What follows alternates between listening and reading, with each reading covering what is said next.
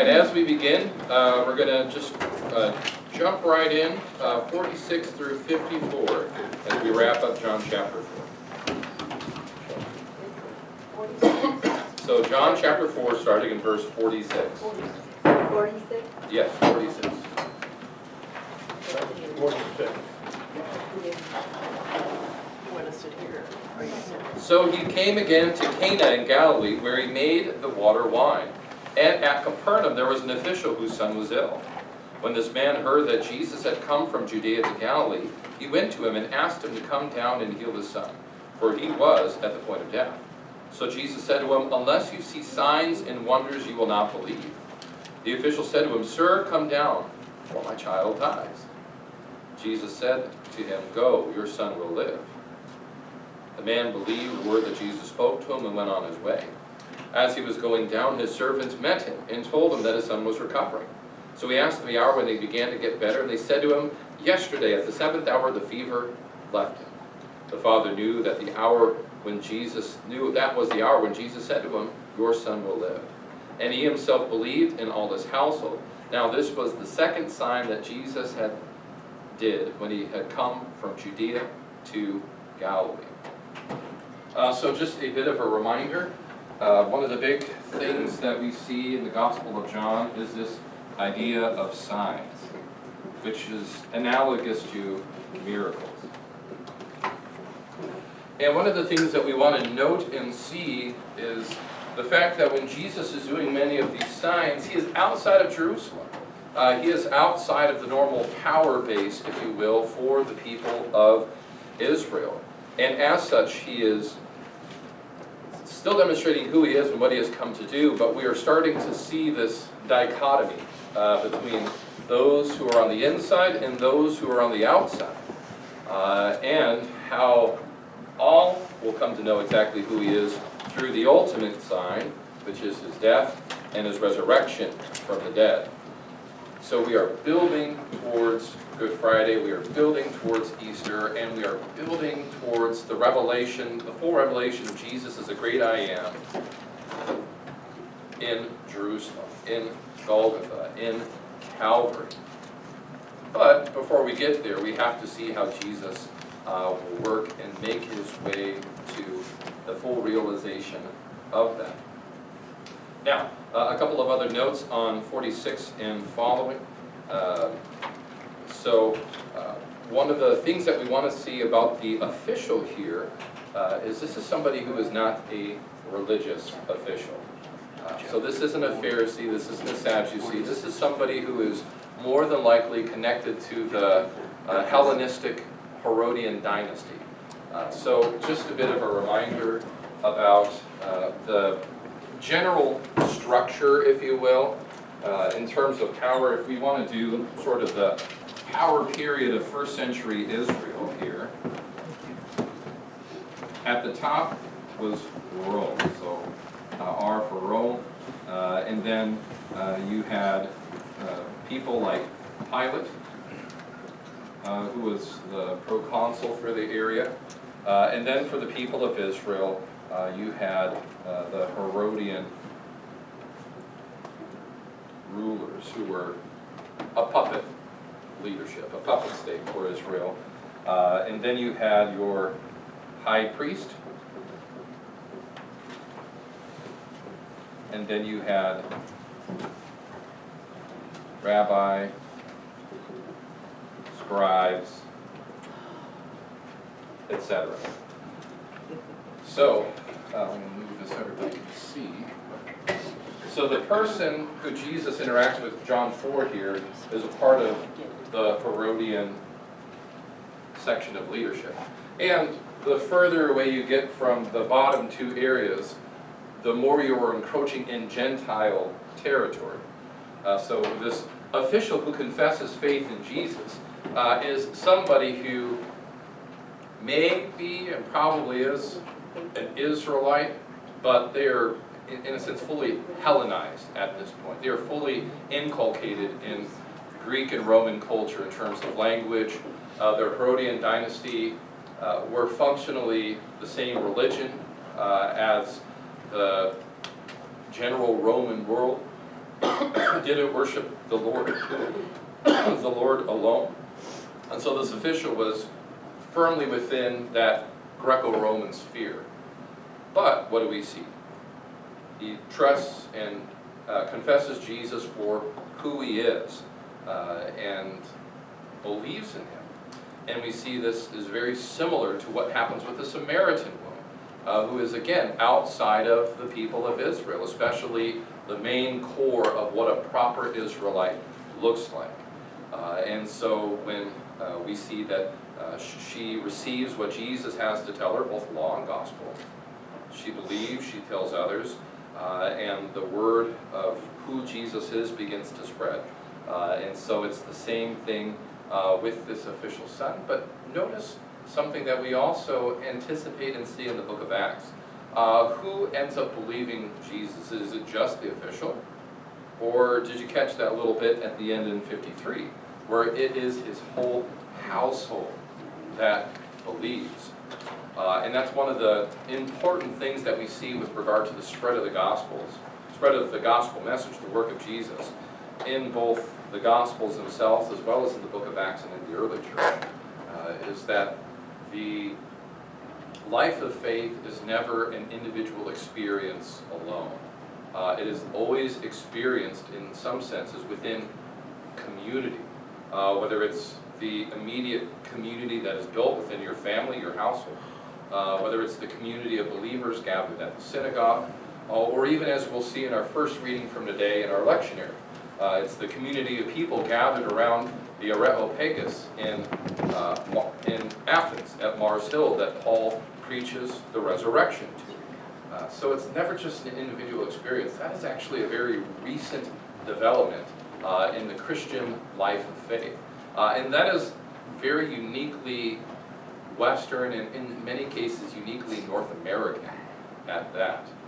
Even when we talk about the creeds, the original writing of the creeds and the most early translations that some denominations still reflect today is not I believe, but it's we believe in God the Father Almighty, maker of heaven and earth. It is plural when you check it in the Greek and when you see it in the Latin as well. It's not till much later that you see the I instead of the we.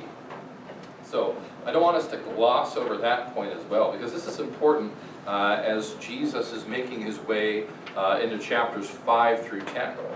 Because the whole point of chapters 2 through 10 as a whole is for the resetting and reorienting of the people of Israel to who the Messiah is and what he is going to do. And so in chapters 2 through 4, we see this resetting and reorientation through these different institutions. So the first part of chapter 2, that's the wedding at Cana. That's the first miracle that Jesus does. In chapter 2b, it's the temple. It's the way in which the temple was commercialized, moved away from pure worship into almost capitalism, the abuse of people who are otherwise incapable of providing sacrifice. They get taken advantage of at the temple. The third is the interaction with Nicodemus, who is a Pharisee and a teacher. And he is reoriented as to what it truly means to be a people of Israel, that is being born from above, or born again. And finally, in chapter 4, we see Jacob's well, and the interaction with the Samaritan woman. All of these institutions, whether it's the identification and the institution of the patriarchs, whether it's the institution of the teaching class, that is the rabbis, Pharisees, whether it's the temple, the institution of the worship life of the people of Israel, or one of the foundational ways in which God orders society, Jesus has a direct interaction with them to point them to his work as Messiah. And this is important to see the scope and movement of this.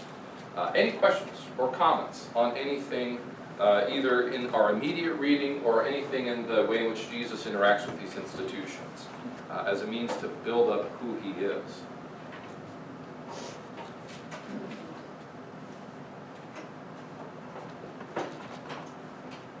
And again, in addition to working with these institutions, with these feasts, as we'll see in 5 through 10, we also see Jesus building the case that he is the great I am from Exodus chapter 3.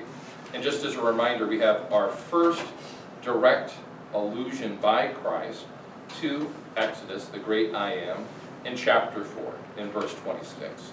When Jesus, in his interaction with the woman of Samaria, says basically, I am, period, I am speaking to you. So she is experiencing, in many ways, the same thing that Moses did in Exodus chapter 3. But instead of the burning bush that Moses communicates with, that God manifests his glory, it is now Christ himself who is the great I am.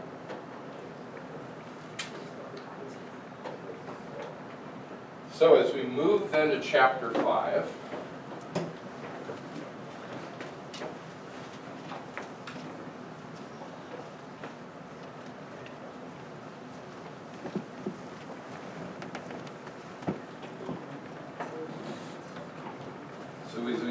chapter 5, we recognize that we see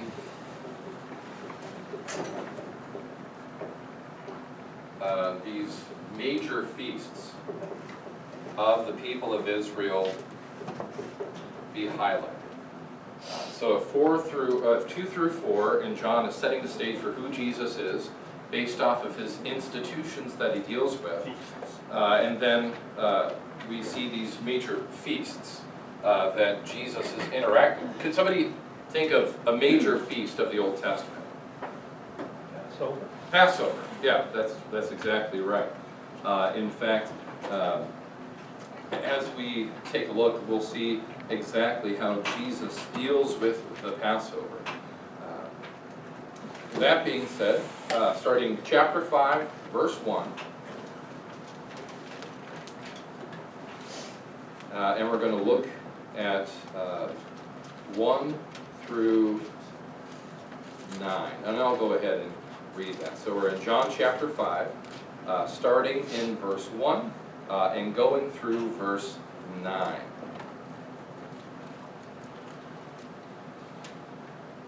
After this there was a feast of the Jews, and Jesus went up to Jerusalem. Now there is in Jerusalem by the sheep gate a pool in Aramaic called Bethesda, which is 5 roofed colonnades. In these lay a multitude of invalids, blind, lame, and paralyzed. One man who was there had been an invalid for 38 years. And when Jesus saw him lying there and knew that he had already been there a long time, he said to him, "Do you want to be healed?" The sick man answered him, "Sir, I have no one to put me in the pool when the water is stirred up. While I am going, another steps down before me." And Jesus said to him, "Get up, take your bed, and walk." And at once the man was healed, and he took up his bed and walked. So, we see this healing sign. Again, sign means miracles in the Gospel of John. And so this feast that we are looking at is the, the Sabbath. But we recognize this as the Feast of Booths, more than likely. But to get a bit of an understanding of this, let's turn to the book of Leviticus.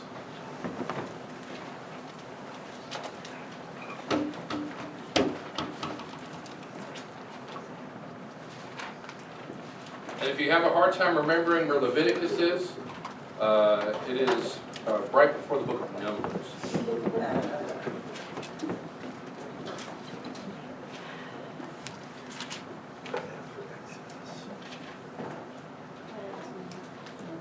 So Numbers 23, and this will be just a great reminder of Leviticus. Sorry. Oh. Just checking.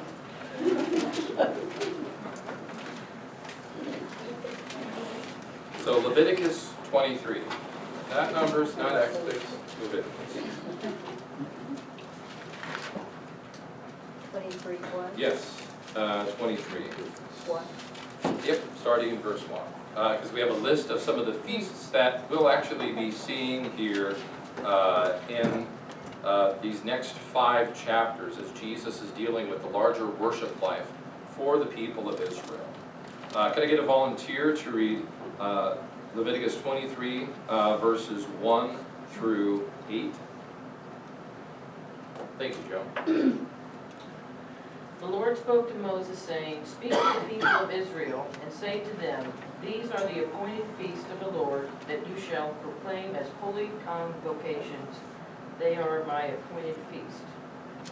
6 days shall work be done, but on the seventh is a Sabbath of solemn rest and holy convocation. You shall do no work. It is a Sabbath to the Lord in all your dwelling places. These are the appointed feasts of the Lord, the holy convocations which you shall proclaim at the time appointed for them. In the first month, on the 14th day of the month, at twilight, is the Lord's Passover. And on the 15th day of the same month is the feast of unleavened bread to the Lord. For 7 days you shall eat unleavened bread. On the first day you shall have a holy convocation.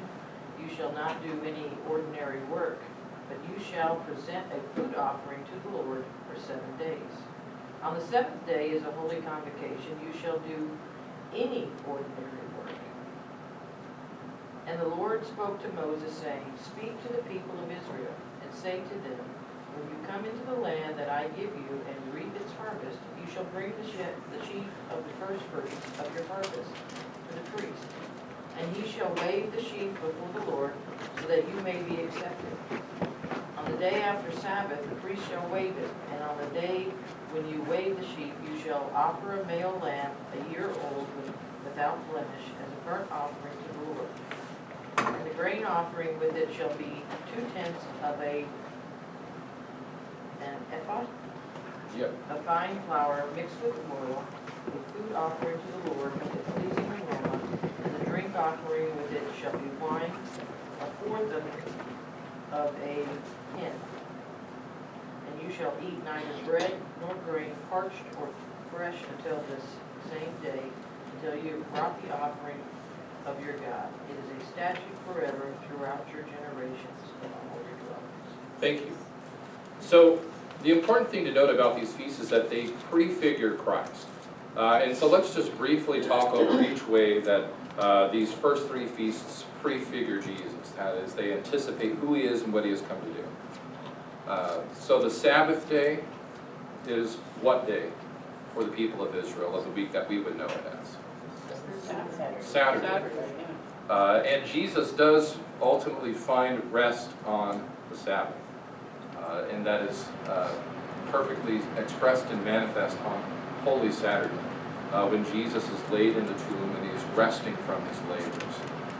And in that sense, it also brings us back to creation, because at the end of the day, the Sabbath is rooted in the very beginning in creation itself, when God rested from their labors and called things very good. And so when we think about what Easter is, especially as it relates to creation, we recognize that Easter in many ways is the 8th day of creation. That is to say, when the new heavens and new earth are inaugurated in the resurrection of Christ. And so we anticipate the fullness of that both now, that is to say, we talk about restoration and life now through Christ and his death, his rest in the tomb, and his resurrection from the dead, as well as the not yet, when we look forward to the resurrection on the last day, the day of the Lord, if you want to utilize the language of the prophets. And so for you and I, as we see the rest on the Sabbath, we find that perfectly in Christ, especially as he is laying in the tomb on Saturday, Holy Saturday. And this is why for us then, when it comes then to worship and the celebration of what God has done to us and where we can find our rest and refreshment now, which is in the work of Christ, why do we worship on Sunday? It's because that's the day when Jesus rose from the dead. And so the new creation is inaugurated in Christ's resurrection from the dead. The ultimate rest from the effects of sin and death and the power of the devil is muted and done away with through Christ and his resurrection. That's why we worship on Sunday now instead of Saturday. And this is where then Jesus working on the Sabbath, which is going to be the very first thing that we interact with in chapter 5 is going to be such a significant thing for us to see. Because Jesus is reclaiming the Sabbath not as something that was made for man to prove one's righteousness, but rather as the day in which we can find true rest, refreshment, and healing of body, mind, and soul, just as it was originally intended in the very beginning, as we see in Genesis. Any questions or comments on that? The way in which the Sabbath prefigures the work of Christ here, especially as we see it presented here in Leviticus 23. And then if we think about Passover, when we talk about what happens at the Lord's Supper, I mean, you're saying that is the new Passover, the way in which sin is passed over once again, where the direct presence of God is with his people, moving them from death into life. And so the Passover of the Old Testament and the way in which it involves the bread, wine, sacrifice of the body, sacrifice of the blood, directly, again, anticipates the work of Christ in the Lord's Supper.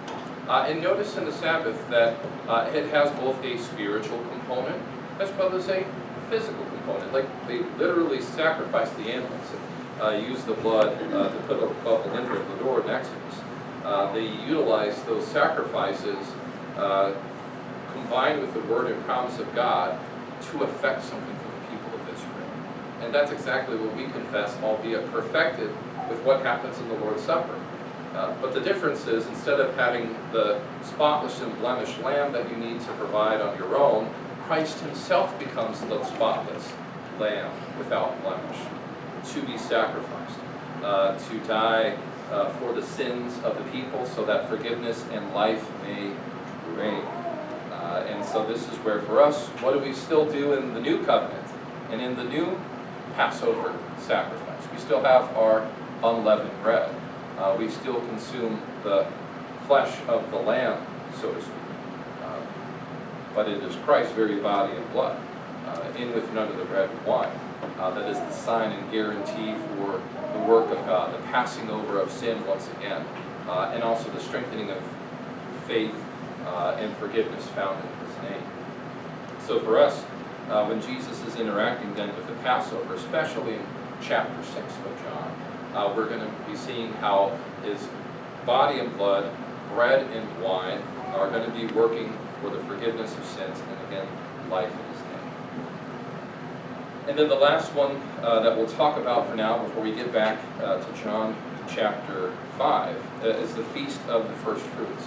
And in fact, in Colossians 1, we're going to see how the language of first fruit is an important concept to understand, again, who Jesus is and what he has come to do. Not just spiritually, to work on us symbolically or emotionally, but also physically as well. Again, God works holistically, body, mind, and soul, Old Testament and New Testament. And this is why these feasts that are celebrated have such a tremendous physical component to them. Because God is physically present with his people in the temple and in the Holy of Holies. God is physically present with us in the Lord's Supper, in with and under the bread and wine, in baptism with water and word and the Spirit there together to drown the old Adam and have a new person arise in Christ. And so to see how the first fruits of the feast in Leviticus 23 manifests fully in the person of Jesus, let's turn then real quickly to Colossians 1, just before we make our way back to John chapter 5. So again, let's turn to Colossians chapter 1, starting in verse 15.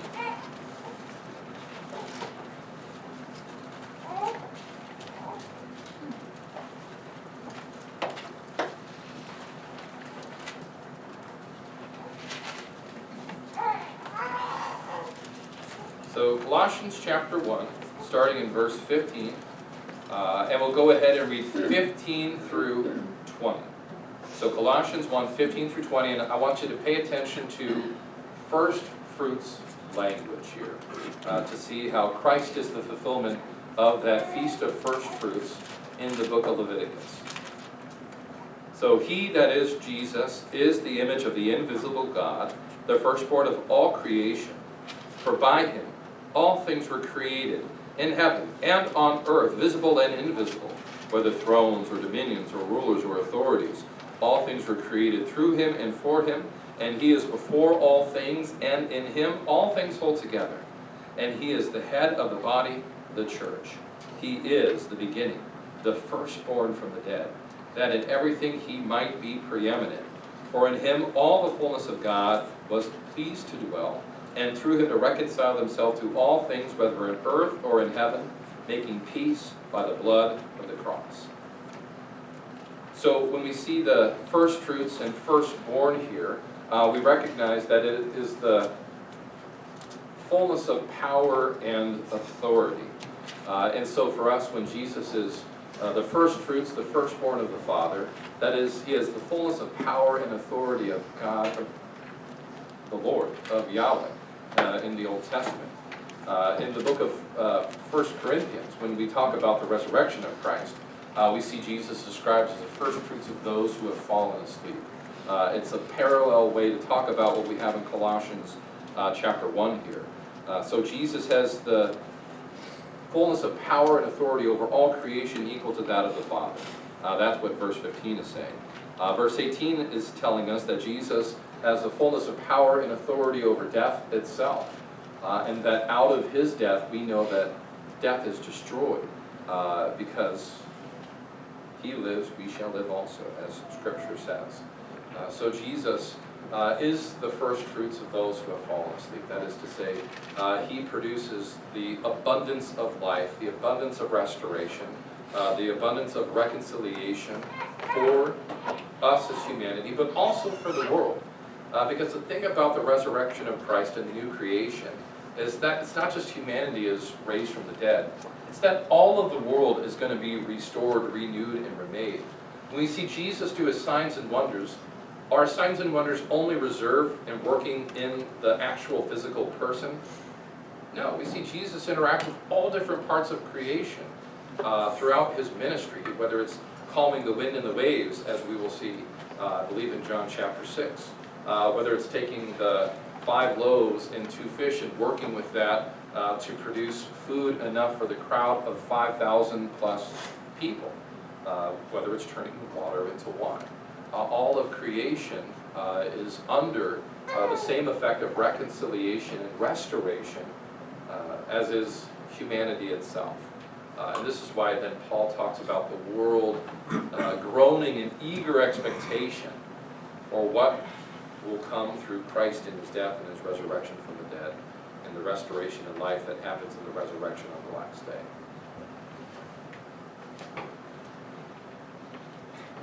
Any questions or comments on that, either in Leviticus 23 or what we read in Colossians chapter 1? So that's, again, just to get the background familiarized of what we are going to see and expect from Jesus, especially over the next 2 chapters. Turning back then to John chapter 5.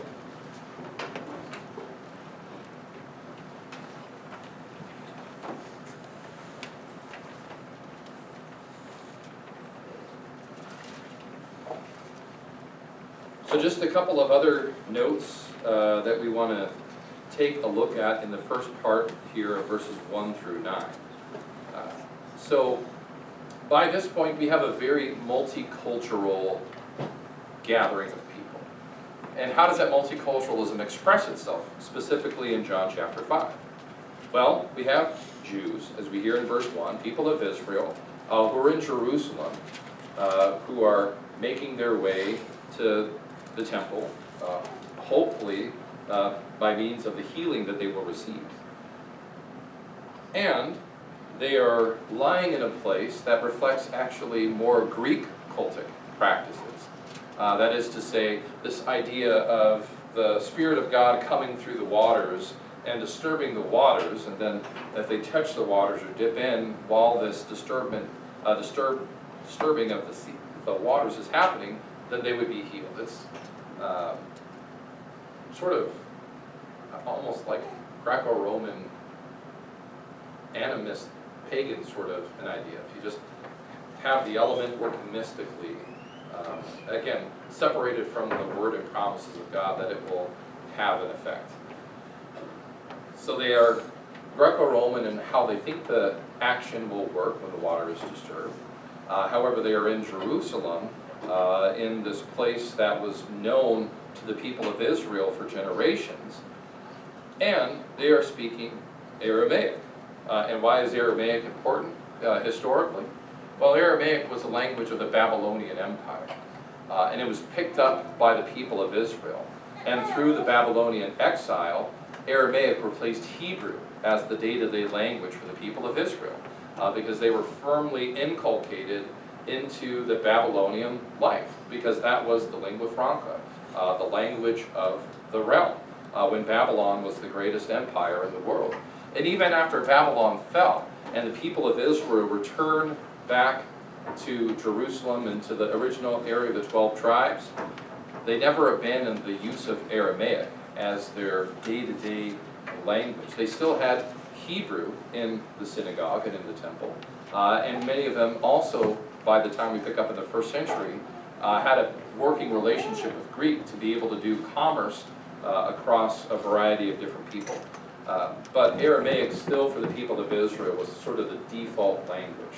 So it wasn't Hebrew necessarily, it wasn't Greek per se, it was Aramaic. That was their common interaction, and it was not uncommon for people to have at least a bit of a working relationship with all 3 languages in the 1st century, where they can communicate Aramaic, they could hear Hebrew and understand that in the temple, and they could also communicate in Greek.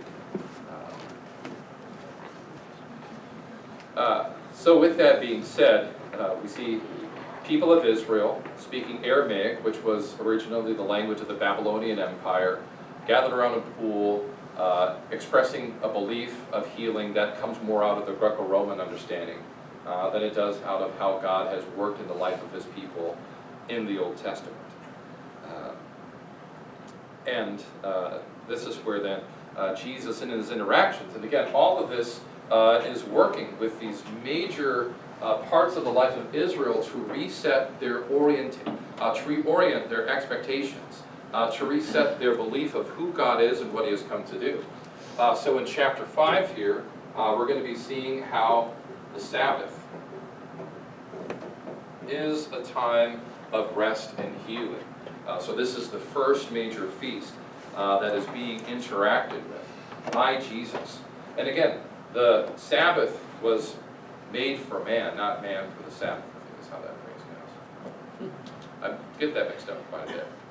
So I was just reading some of the notes here in this Lutheran Study Bible, but it says some manuscripts have that the angel of the Lord went down at certain seasons into the pool and stirred up the waters. I was just